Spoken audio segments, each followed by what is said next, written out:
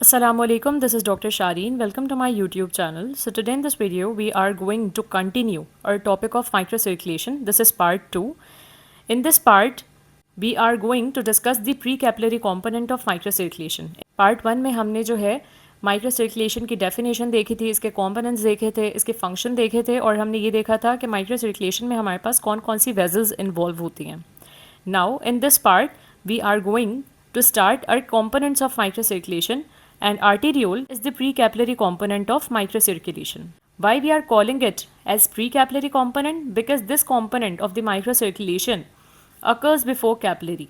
ये capillary से पहले होता है, that's why it is precapillary component of microcirculation.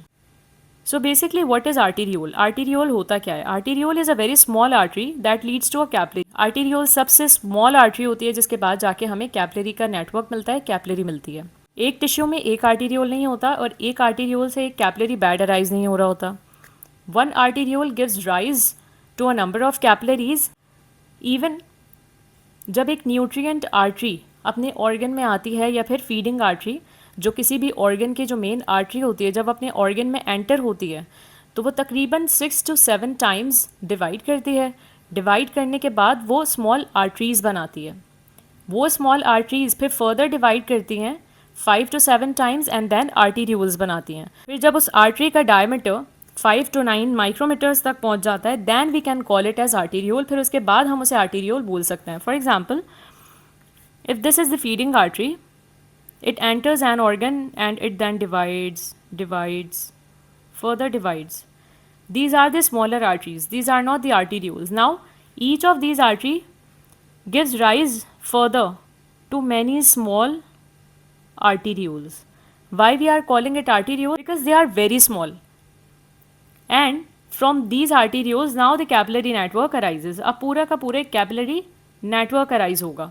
Now, the arterioles are highly muscular and their diameter can change manifold.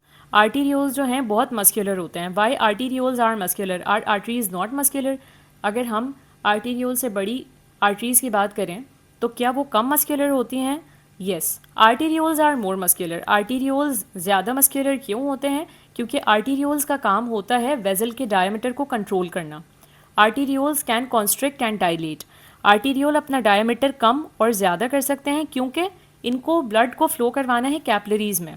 Capillaries में से कितना ब्लड फ्लो करवाना है ये काम है आर्टीरियोल्स का. Because they have to contract and relax, hence their wall is highly muscular. अगर हम आर्टीरियोल को आर्टरीज से कंपेयर करें तो arteries are less muscular, they are more elastic, while arterioles are highly muscular. Arterioles elastic ज़्यादा नहीं होते, arterioles muscular ज़्यादा होते हैं क्योंकि आर्टीरियोल्स का काम अलग है और आर्टरीज़ का काम अलग है. Now let's see the structure of arteriole. The wall of arteriole is made up of 3 tunics. वही 3 ट्यूनिक्स जिनसे आर्टरीज़ या वेन्स की वॉल बनती है, उन्हीं 3 ट्यूनिक्स या उन्हीं 3 लेयर्स से आर्टीरियोल की भी वॉल बनती है. ट्यूनिका इंटीमा वो लेयर होती है जो ब्लड से कॉन्टैक्ट में होती है, inner most layer, and it is made up of endothelial cells and basement membrane. Tunica media is formed of smooth muscle fibres. जैसे कि हमने ऊपर पढ़ा कि आर्टीरियोल्स हाईली मस्कुलर होते हैं, दैट्स वाई इनका जो ट्यूनिका मीडिया होता है वो सिर्फ और सिर्फ स्मूथ मसल फाइबर से ही मिलकर बनता है. स्मूथ मसल फाइबर आर्टीरियोल का बहुत इंपॉर्टेंट कंपोनेंट है. इन स्मूथ मसल फाइबर्स की वजह से आर्टीरियोल अपना डायमीटर चेंज कर सकते हैं. इन स्मूथ मसल फाइबर्स की वजह से आर्टीरियोल कॉन्स्ट्रिक्ट और डायलेट करते हैं जिसकी वजह से वो फ्लो को कंट्रोल करते हैं. And it is highly innovated. ये बहुत हाईली इनोवेटेड होता है. It is under the control of sympathetic nerve fibres. Now the tunica adventitia, it is very minimal. बहुत ज़्यादा थिक नहीं होती, बहुत मिनिमल सी होती है. And it is made up of collagen fibres and fibroblast. Now let's have a look on the wall of the arteriole. This is tunica externa that is made up of collagen fibers and fibroblasts. थोड़े बहुत collagen fibers और fibroblast होते हैं. Then comes the tunica media. As we can see, the tunica media contains the smooth muscle fibers only. ये सिर्फ और सिर्फ smooth muscle fibers की बनती है. Then comes the tunica intima. The tunica intima is made up of simple squamous endothelium. This is the simple squamous endothelium and this is the basement membrane. The simple squamous endothelium rest on the basement membrane, and this tunica intima is basically in contact with the blood. Now one thing we must know about arterioles is that arterioles are the blood vessels जिन्हें हम उनके diameter से नहीं identify कर सकते कि वो arteriole है। लाइक देयर डायमीटर वेरी, इनका डायमीटर बहुत वेरी करता है, it varies from organ to organ, but one can identify arteriole by its tunica media that is composed of entirely the smooth muscle cells. Now coming to our main concern, that how arterioles contribute to microcirculation. So let's start this. Arterioles contribute in maintaining mean arterial pressure. Arterioles जो है mean arterial pressure को maintain करते हैं. What is mean arterial pressure? ये क्या होता है? Average pressure in the arterial tree during one cardiac cycle. जब हार्ट एक दफ़ा ब्लड को पंप कर देता है तो आर्टीरियल ट्री में आपको जो एवरेज प्रेशर मिलेगा, this is the mean arterial pressure. इसको कंट्रोल करने के बॉडी में और भी दूसरे मैकेनिज्म्स हैं, बट आर्टीरियोल इसे कंट्रोल करने में किस तरह से अपना रोल प्ले करता है? By constricting and dilating. अपने डायमीटर को कम करके और ज़्यादा करके आर्टीरियोल मीन आर्टीरियल प्रेशर को कंट्रोल करता है. Now a question comes to our mind that what happens if mean arterial pressure is increased और डिक्रीज्ड. मीन आर्टीरियल प्रेशर का क्या इम्पैक्ट होता है? Basically mean arterial pressure arterial tree का pressure है. आर्टरीज़ वो वेजल्स होती हैं जिनको ब्लड फर्स्ट इनकाउंटर करता है when it is ejected from the heart. Heart से इजेक्ट होने के बाद जो ब्लड एंटर होता है वो आर्टरीज़ में एंटर होता है. अब ब्लड के प्रेशर को मेंटेन रखना क्यों ज़रूरी है? ताकि वो पूरे वेस्कुलर सिस्टम में फ़्लो करें.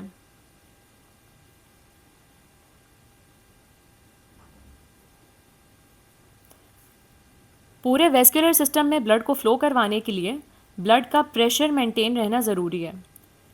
मेंटेन मीन्स नॉट लाइक जिस प्रेशर से ब्लड निकला है उसी से वापस जाकर हार्ट में एंटर होगा. इट्स नॉट लाइक दिस, लेकिन इतना मेंटेन रहे कि आगे फ़्लो करता हुआ जाए. अगर मीन आर्टीरियल प्रेशर गिर जाएगा तो क्या होगा? टिश्यू परफ्यूजन एडिक्वेट नहीं होगी, क्योंकि ब्लड का प्रेशर इतना एडिक्वेट रहा ही नहीं है कि टिश्यू परफ्यूजन एडिक्वेट हो. टिश्यूज़ के लेवल तक जो ब्लड है वो अच्छी तरह जाए. जब टिश्यू परफ्यूजन कॉम्प्रोमाइज़ होगी, ऑर्गन्स की डिमांड पूरी नहीं होगी, तो हार्ट क्या करेगा? हार्ट उसे ओवरकम करने के लिए अपनी कॉन्ट्रैक्टाइल एक्टिविटी को बढ़ाएगा. मायोकार्डियम पर, हार्ट पर एक्सेसिव लोड पड़ेगा. So there are a number of factors which depends on mean arterial pressure. Now arterioles contribute in maintaining tissue perfusion by increasing or decreasing their diameter. Tissue perfusion क्या होता है? एक arteriole से एक capillary bed arise हो रहा है. अब इस कैपिलरी बेड में कितने ब्लड को फ्लो करवाना है, उस ऑर्गन की क्या डिमांड है, ये आर्टीरियोल को पता है. उस ऑर्गन के पास से जिस तरह के मैसेजेस आएंगे, if that organ is metabolically active, अगर वो ऑर्गन जिसे आर्टीरियोल सप्लाई कर रहा है अगर वो बहुत मेटाबॉलिकली एक्टिव है तो जाहिर है उसमें मेटाबॉलिक बाई प्रोडक्ट्स जो हैं वो ज़्यादा एक्यूमुलेट होंगे. लाइक कार्बन डाइऑक्साइड एक्यूमुलेट होना शुरू हो गया, हाइड्रोजन आइंस एक्यूमुलेट होना शुरू हो गए, या उस ऑर्गन का जो पीएच है वो ड्रॉप हो रहा है, एसिडिक पीएच हो गया है, तो अब उस ऑर्गन को ऑक्सीजन की ज़रूरत ज़्यादा है. तो आर्टीरियोल क्या करेगा? This arteriole will then increase its blood flow. वो इसके ब्लड फ्लो को बढ़ा देगा क्योंकि इसकी डिमांड ज़्यादा है. तो किसी भी ऑर्गन के कैपिलरी बेड में कितने ब्लड को फ्लो करवाना है, किस टाइम पर ज़्यादा और किस टाइम पर कम फ्लो करवाना है, ये डिसाइड करता है उसका arteriole. So basically the diameter of arteriole is controlled by the local conditions of the tissue. एक टिश्यू की जो लोकल कंडीशंस हैं वो डिटरमाइन करती हैं कि उन आर्टीरियोल्स को कॉन्स्ट्रिक्ट होना है या डायलेट होना है. Oxygen is considered to be the most important factor for increasing the blood flow. किसी भी टिश्यू का ब्लड फ्लो सबसे ज़्यादा किस टाइम पर हो जाता है? जब उसको ऑक्सीजन की ज़रूरत होती है, क्योंकि अगर उसकी ऑक्सीजन की डिमांड पूरी नहीं होती तो वो टिश्यू हाइपोक्सिया में, इस्कीमिया में जा सकता है. तो basically arteriole is the vessel that controls blood flow to an organ और a tissue. So now the second point is arterioles are considered the primary resistance vessels. Arterioles primary resistance vessels हैं. Resistance होती है blood flow में परेशानी होना, रुकावट होना, और arteriole are the primary vessels that provide resistance. This is the most important point that we need to understand. Arterioles इतने resistance किस तरह से provide करती हैं? Arterioles provide this resistance due to their small luminal diameter. Because their lumen is small or their diameter is small, they provide the most resistance. ये सबसे ज़्यादा body में वो वेजल हैं जो रेजिस्टेंस प्रोवाइड करती हैं and contribute about 80% of the total peripheral resistance. जब ब्लड पूरी बॉडी में ट्रैवल करता है तो उसे जितनी भी रेजिस्टेंस फेस करनी पड़ती है उसकी 80% रेजिस्टेंस जो है आर्टीरियोल्स कंट्रीब्यूट कर रहे होते हैं उसमें। According to the principle of continuity, जब फ्लूइड किसी जगह से ट्रैवल करता है, किसी स्पेस से ट्रैवल करता है, तो बेसिकली होता क्या है, for example if this is the artery, अगर मैं इसके ल्यूमेन को, इसके डायमीटर को इतना स्मॉल कर दूं, तो इस आर्टरी में से गुजरने वाले ब्लड का जो प्रेशर होगा वो ज़्यादा हो जाएगा।